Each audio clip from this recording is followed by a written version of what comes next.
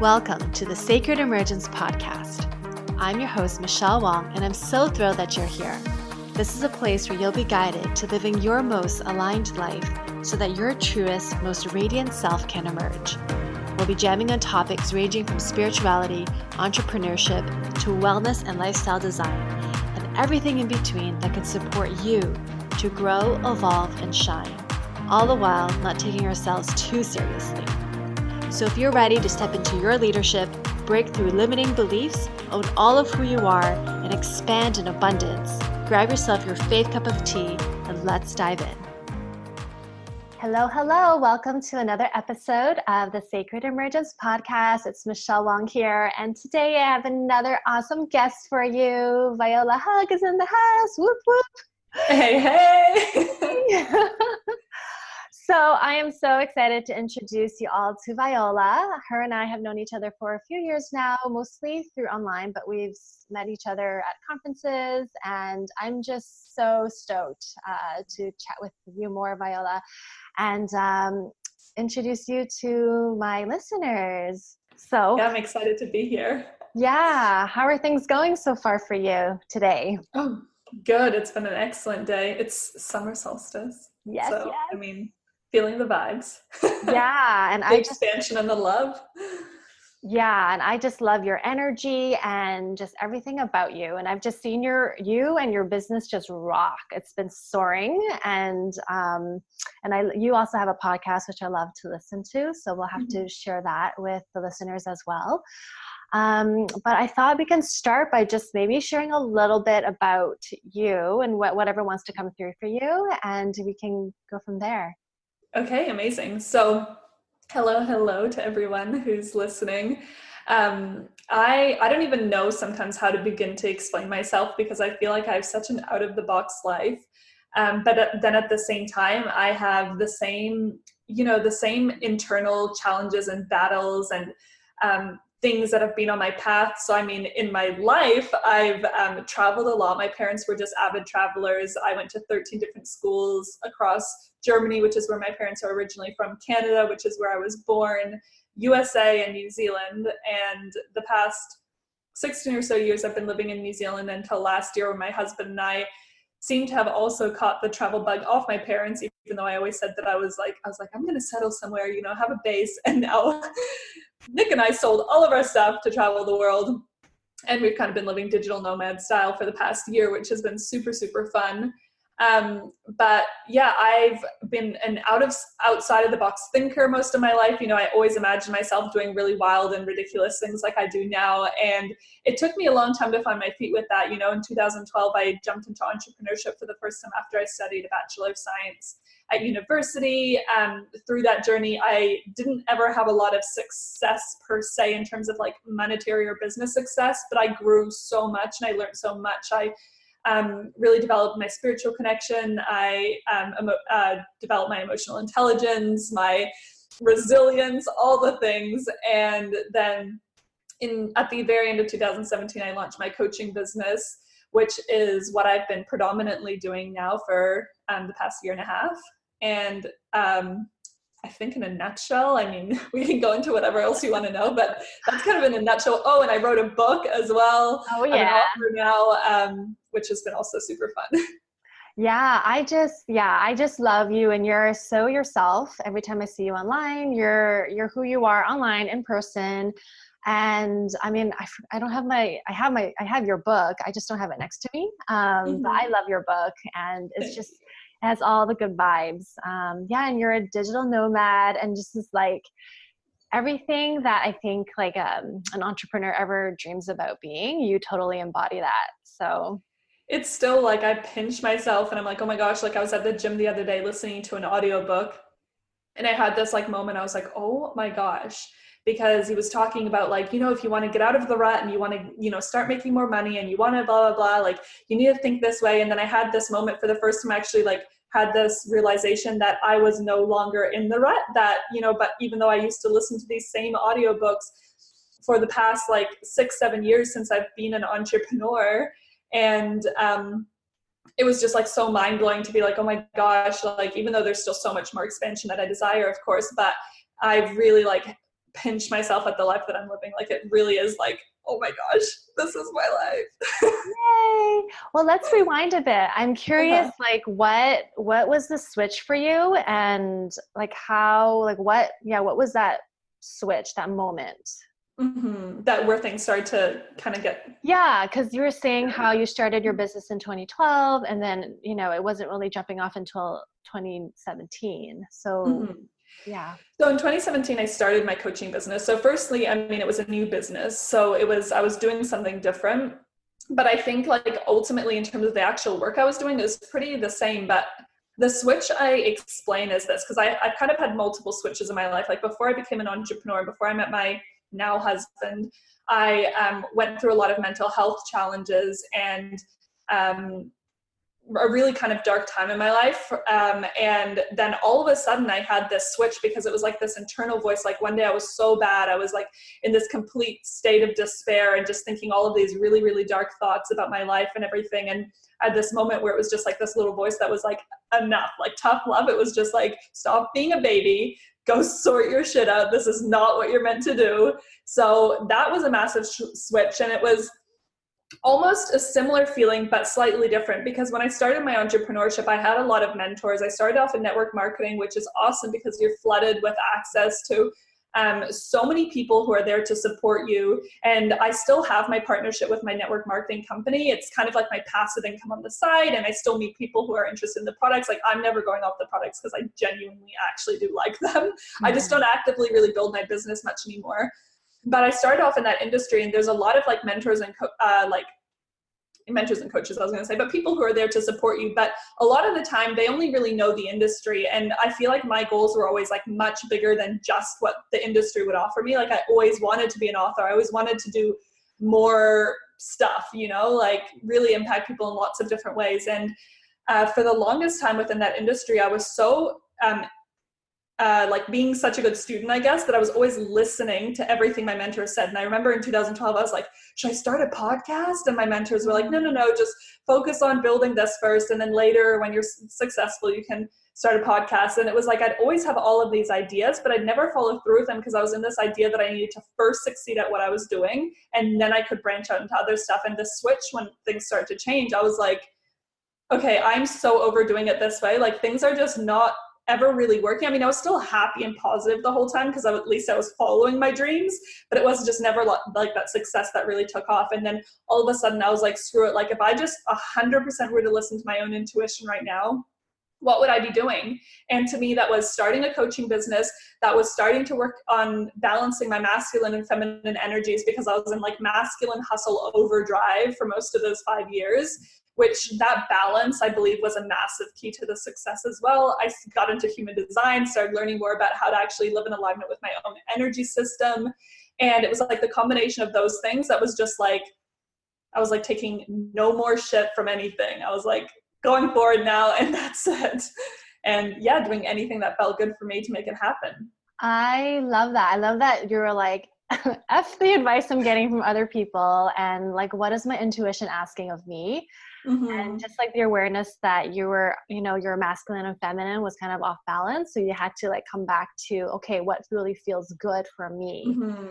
And it was really good because at that time I hired a coach for the first time outside of the industry. And she was a clairvoyant. And this was at the time when I was really trying to tap into my intuition more, like, because I had been wanting to follow my intuition for a few years, but I just didn't know how to access it. I didn't know how to listen to it. And so I kind of hired her to help with that. And then that's one of the things she said to me is, she's like, one, you could be more successful if you actually branched out with what you're doing. And two, if you actually started living more in alignment with how you're actually meant to live, like energetically. And I was like, huh? What's that? I was like, what do you mean I don't need to hustle from the minute I wake up to the minute I go to sleep? Excuse me, what? And it was a hard thing to learn, but now it's just so funny. I feel like in a day I work way less than I used to, but I'm so much more impactful with the hours that I do work. So it's like way better. Oh, that is amazing. And so with your mentor that you hired, or your coach, that's when things started shifting and taking off. Yeah, that's like, well, she gave me the idea to start a coaching business. Ah. She was just like, oh, this is like really awesome what you're doing, and your heart and your vision for how you want to help people is so huge. But there's also people who'd want to do this who don't necessarily want to do network marketing. Why don't you consider doing both? And then that's kind of how the whole idea started. And I was like, okay, I will, because that was also what I was really feeling. It's just I'd been scared too, because I thought I needed to succeed at one thing first before I tried something new. Yeah, I hear like a lot of advice like that. Just like stick with one thing. Don't dilute yourself. And I think especially since you and I, like we're both multi-passionate, and we're also, I think as women, we tend to diversify a little bit more. So like the advice to stick with one thing is so counterintuitive. I think so. And also like on that, the stick with one thing, I feel like stick with one thing in terms of like the direction that you ultimately want to move in, but not necessarily the vehicle, right? Like there's so many roads to Rome or whatever, that roads that lead to Rome or whatever the saying is. And it's like the same thing. It's like I was limiting myself by thinking I could only do the one thing, but ultimately I still have the same area. My passion is still helping people live amazing effing lives. And that never changed. It was just like I started offering more ways that I could do that, and then allowing myself to expand in that sense. So yeah, it's like an interesting concept, but I totally agree as well. Being multi-passionate, it's just like we're actually allowed to be multi-passionate. Yeah. And so how did, so your coaching business launched off or kicked off? Did you just start reaching out to people and telling them like, hey, I'm starting coaching now? Like, what was that transition for you? So I was completely focused on just building a personal brand, because my theory was if I was living in integrity with what I was wanting to teach, then it would, then that would show through the way that I was living.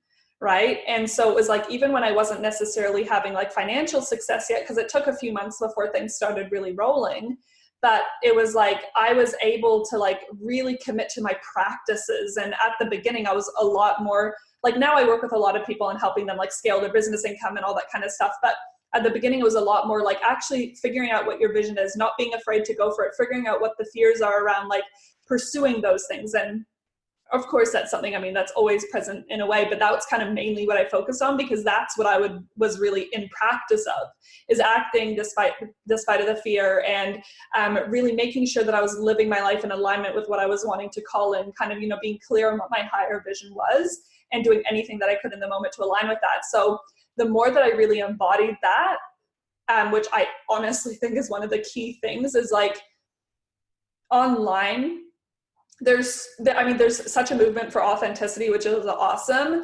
But there's also you just see such a snapshot of people online, but there is no way that people also don't feel energy. Like it's an unspoken thing. It's even for a lot of people, they don't even notice it, but there's an energy, and our souls connect with people whose souls are kind of on the energetic vibration of who we're kind of like in a space of like growth and equilibrium and synergy and all of these amazing things. And even though someone might be saying something really well, if they're not fully living in embodiment and in integrity with that, then a part of the other person's soul is going to be like, I love what you're saying, but I'm just not being called to say yes to the coaching or yes to the offer or yes to this, right? Like if there's this little like thing, it's not quite right.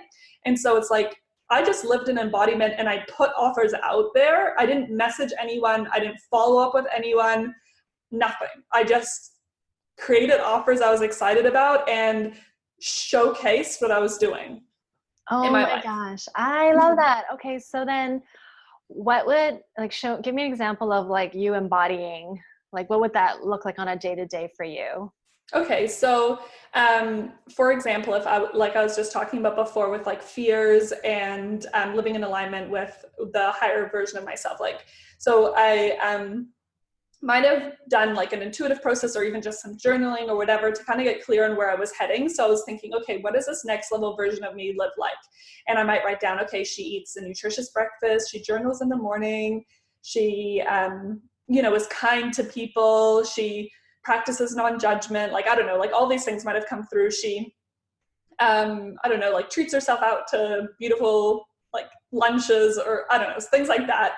And then, I would then in my current life think about, okay, I'm actually feeling really nervous to talk about this particular topic that's on my heart online because it feels very vulnerable to me. So I sit in this and I say, okay, if I'm going to teach people how to act in courage, I need to lead first. So I'm like, if I'm feeling the fear, it means I have to do it. So then I would show up, and that'd be me embodying courage.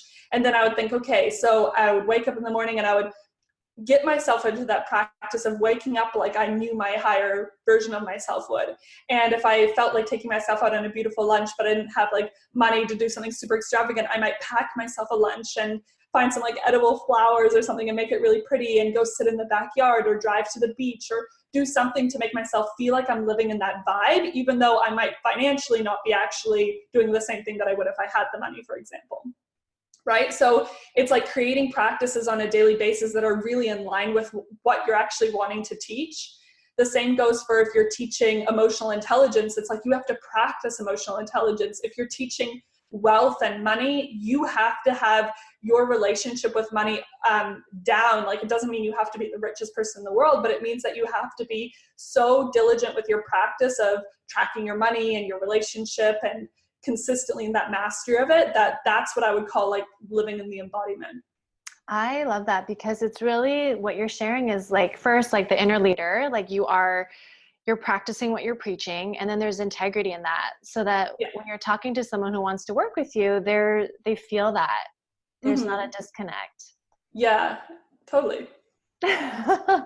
That is so cool. And so from there, you're able just to naturally attract people who wanted to work with you, and then your business just started to exponentiate. Yeah, and it was like on my own, I managed to get a few clients, and I came up with a couple of programs, and it's stuff that I wanted to do. And then there came a time when I was like, okay, I really need to hire a coach, because it was like the biggest struggle that I had was like that turmoil in my head of like, I don't know, how should I price it? How should I structure it? Is this the right way? When should I launch it? How should I launch it? Like all of these things going on in my head that I didn't really know if I was doing right, that I could do the best of my ability to research or look into. But then, when I hired my own coach, that was also really good. And that's really when my business really, really exponentially started to take off. Whether that was just kind of the timing of it all, or I also believe in the up level that comes with investment. So what we believe we receive usually. So yeah. But that was a part of it. But it literally has always just been about me embodying it and sharing what I'm doing. Like that's at the core of it. And just, consistently working on my own growth, consistently really applying what I learn. And I think that's why my business grows so fast too, is because I apply what I teach. Like in Soulful Business Academy, my program for business, it's like I don't just teach it. I like make sure as I'm teaching it, I'm in the teaching and in the embodiment, and I'm applying it. And it's the same for all my programs. Like I'm always like making sure I'm not teaching anything that I'm not actively applying. That is so good. And so your goal then is to really help other people create a business that they love, right? And so that's your line of work. Yeah, it's like generally I work with entrepreneurs. I mean, I do work with a group of people as well that are just kind of wanting to get clear a little bit more on what they love, feel a little bit more aligned, and more the mindset kind of spiritual energetic work. But mostly I end up working with entrepreneurs, and it's like just helping them find the unique thing that works for them. Because what worked for me, I'm not saying is going to work for everyone, because everyone's so unique. So it's like, how can you just tap into exactly what you love, get rid of kind of the influences of what you think you should be doing from everyone else, and tap into that and really start to own that. And generally I also work with people who are kind of more legacy visioned, like, you know what I mean? They're not just like, oh, let me just build this business and I want to make 6 figures and then that's all I want. It's like people who envision themselves making a really big impact and creating a legacy, and they're wanting now to build a foundation of mindset, emotional intelligence, wealth, and all of those things to kind of catapult them into that direction in life. Nice. Yeah, that sounds like it's a really comprehensive way to work with someone. Yeah. I mean, I love your energy, and like, I mean, I listen to your podcast, and it's like really, it's not like you're not trying to be professional, like you're you, and I just love that. So and you were sharing earlier about human design, and that's something I started learning more about because I was hearing you talk about it. I'm like, what's human design? And it's like, I'll punch in my information and I'm like, whoa, This is a Yeah. lot of information. So like, where would you start with someone who's like wanting to tap into that? So human design, like for me, the reason I got so obsessed with it is because when I worked with that first coach, she would kind of get other people to give advice on like different things. And one of them was just like talking about something. And I swear she brought this up only for me. But it was like, she said something about human design and she's like, I've just heard about it and it's so amazing and blah, blah, blah. And then I Googled it and I read like, I same as you, I put the information on like, WTF does this mean? But I knew from what she'd said that the type is like the first thing you want to know, because there's like kind of different categories that come up when you pull up a chart. And there's 5 different types. And I read my type and I was like, this does not sound like me. And I kind of resented it. I was like triggered by it. And because I was practicing what I preached and I was really trying to, like be in integrity. I was like, okay, if it's triggering me, it's probably because there's something that's stirring up within me. So I went into it a little bit deeper and I realized like how conditioned my energy was. And the main thing I was triggered by is it said that my type is not meant to be like the workaholic type, although they're one of the most likely to be conditioned to be a super workaholic where they just work. My type would actually thrive a lot more with like really intentional work, but then lots of time for like nurturing the mind, because the mind, I know you're the same type as me. Mm-hmm. The mind is actually the most powerful aspect of your manifestation power, so to speak. And so it's actually making sure that your mind is always really nurtured and your thoughts always really aligned and feeling good is actually more important than the work you do. So at first I was so triggered because my success up till that point was built on the fact that I hustled. Right? Like I just couldn't see another way around it. And I was always like, oh, aligned hustle, but it was still like I had to work for results. And then suddenly when I started shifting that and I started seeing the results, I was like, oh, okay, maybe there's something to this. So I really started looking into it a lot more. But if you're looking into human design, the main thing that I think that helped me at the beginning was, one, it shows you how your physical body actually gives you signs if when you're making a decision, like whether it's a yes or no.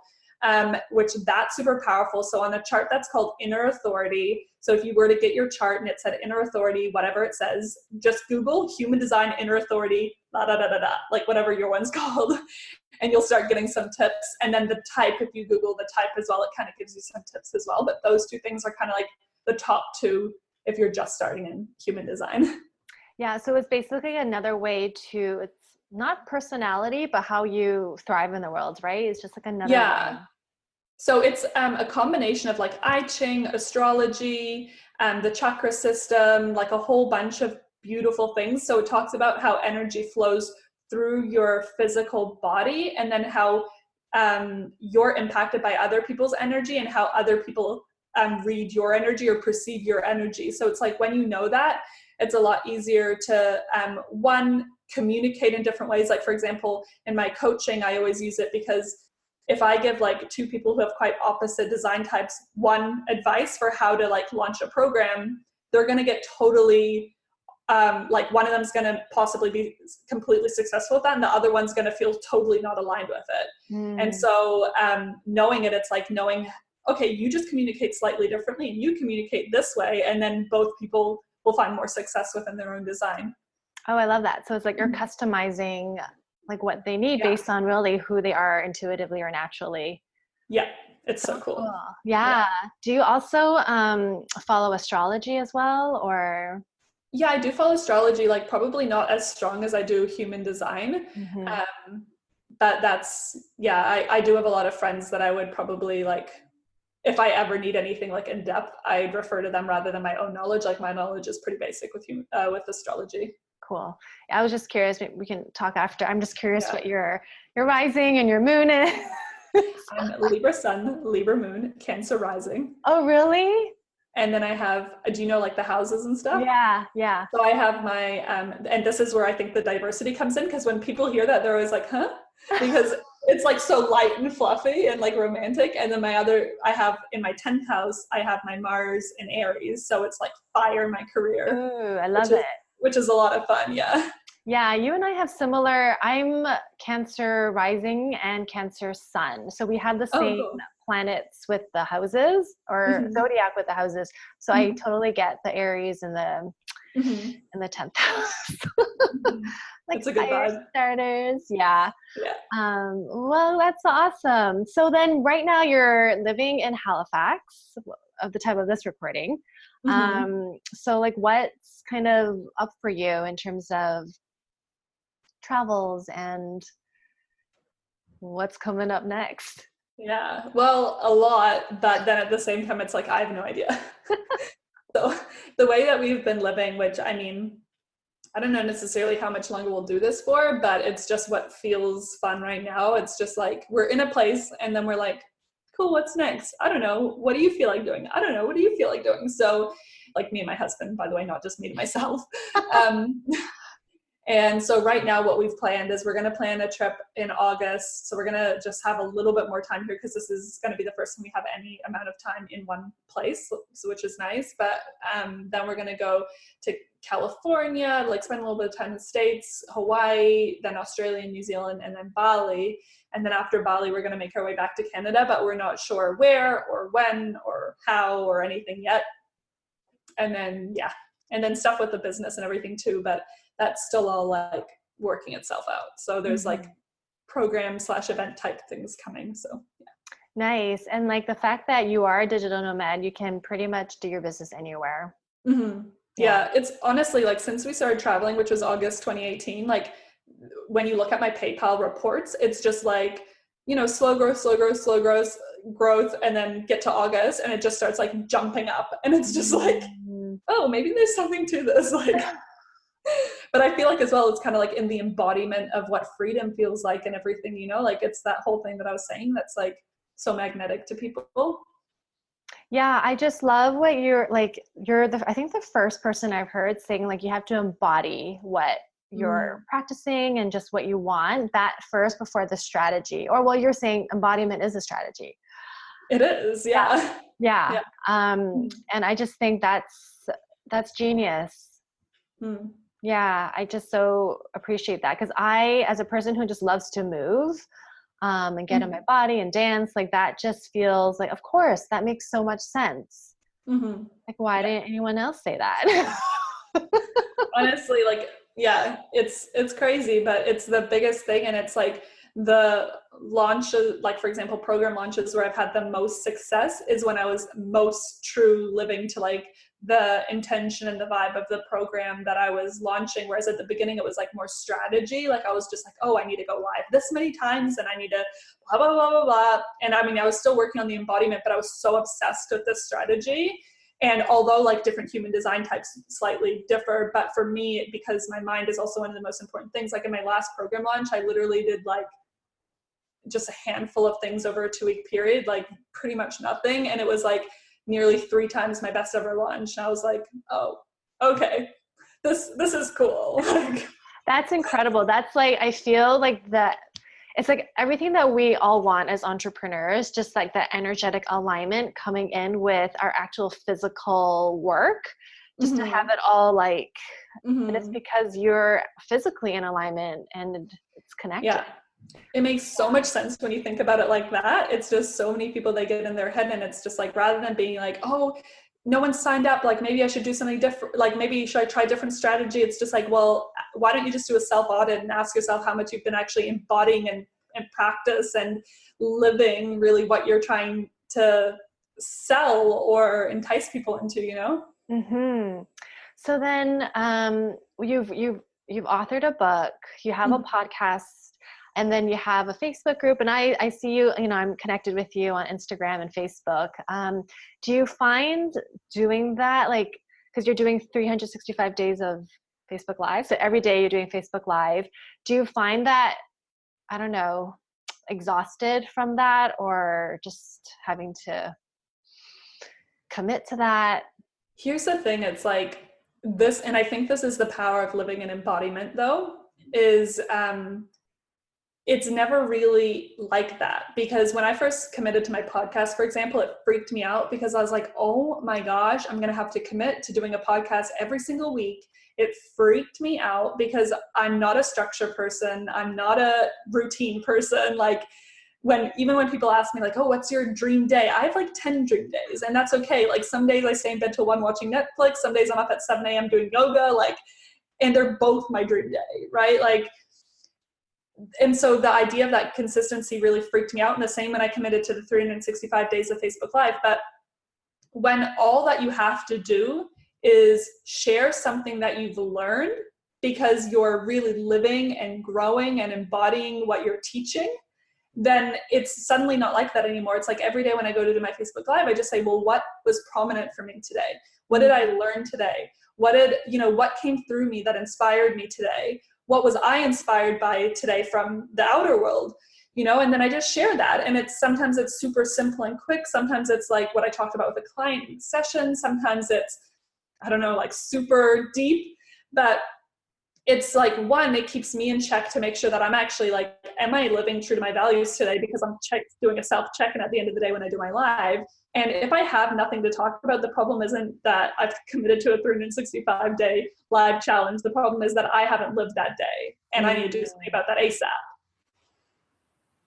That is good.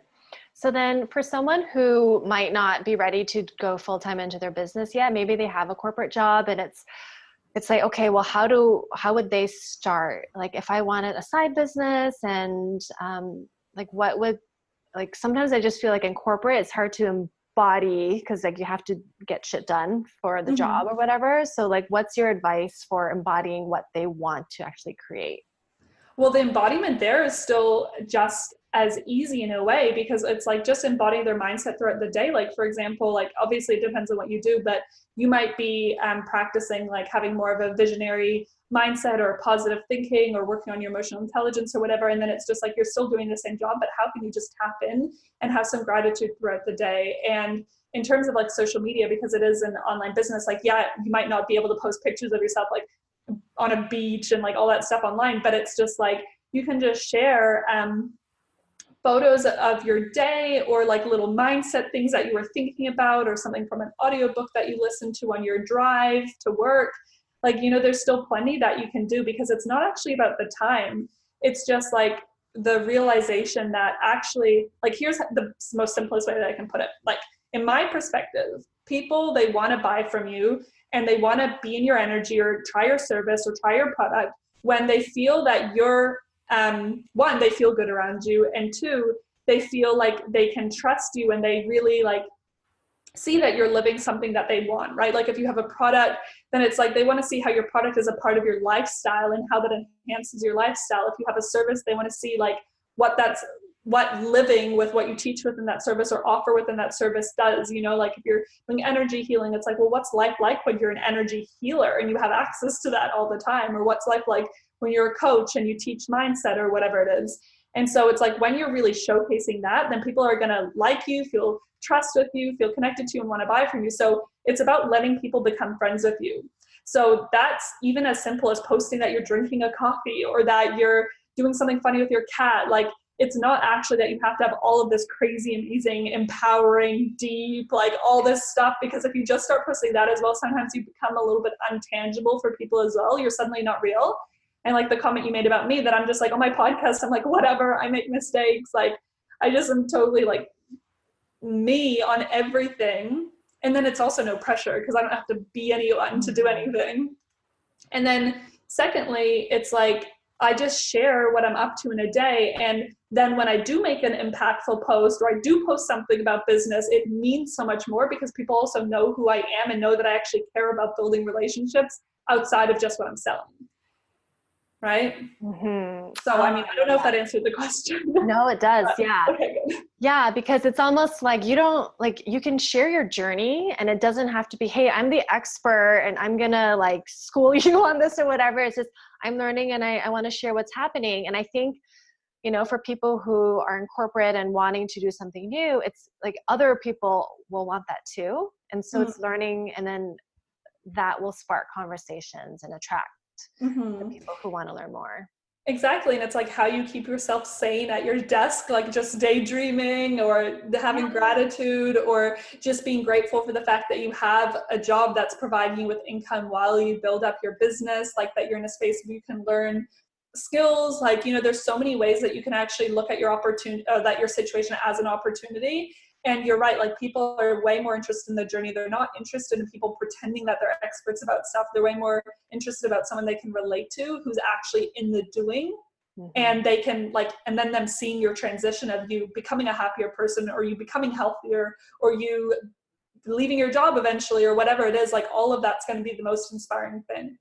Yeah. And that's so beautiful how you just laid that out. So thanks for sharing that. You're welcome. Yeah. So, well, how can people follow you or learn more about you? So I love conversation. I'm not just like, hey, come follow me so I have a follower. I'm like, I legit want to be friends with people. So Instagram and Facebook are probably my biggest hangouts, which are both at Viola Hug. My website's violahug.com. And then my podcast and Facebook group are both called Abundant Babes. So Abundant Babes, a podcast for visionary, or on Facebook, Abundant Babes, a home for the visionary. And then I have a book as well on Amazon and Book Depository called You Are an Abundant Babe. Yay. And I will post that in the show notes so people can tune into you. And so is there anything else you'd like to share before we go? Before we go. Yeah. I don't know. It's just like, I believe this so strongly in my heart, is that when you have a desire, it is not a coincidence. Like I heard Abraham Hicks say this once, that our imagination isn't something that we conjure up. It's actually something we receive, meaning that as you imagine your dream life and as you imagine all of these things you'd love to do for yourself, it's not coincidental. Like it's a part of your soul being like, look at all this potential that you have. And it takes courage. Like it's not that you're never gonna not be scared, or that it's gonna make complete logical sense, because it's not sometimes. But the more that you actually like allow yourself to act in courage and just do little things and try things out and sometimes take big leaps towards the things you want, the more inevitable you're gonna realize these things are for you. And I mean that because I've gone through like things where people literally were like, you are a nobody and never will be anything. And I believed it at the time, and now I'm just like, you could do anything. Like, but I mean it because I've seen the polarity, I'm not just saying that from like my high horse of like being a forever optimistic person. Like I've seen both sides and I know you can do it. I love that. That is gold. Thank you so much. You're welcome. Thank you so much for having me. Yeah. Well, thanks everyone. Tune in, check out Viola's stuff, and tune in again for our next episode. Have a good one. Thank you for listening to the Sacred Emergence podcast. Make sure you subscribe so you don't miss an episode, and thank you in advance for sharing this with others who can benefit.